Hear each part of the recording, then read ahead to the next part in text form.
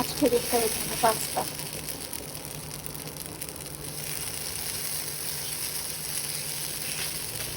সবাই হচ্ছে দই চিড়া খাবে আর আমি হচ্ছে পাস্তা খাবো, কারণ আমি দই চিড়া খেতে পারি না।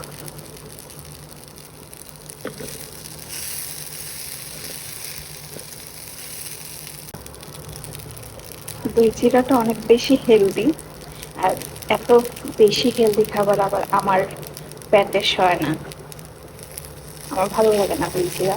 যার জন্য ওদের সবার জন্য হচ্ছে দই চিড়া আর আমার জন্য হচ্ছে পাস্তা, আনহেলদি খাবার।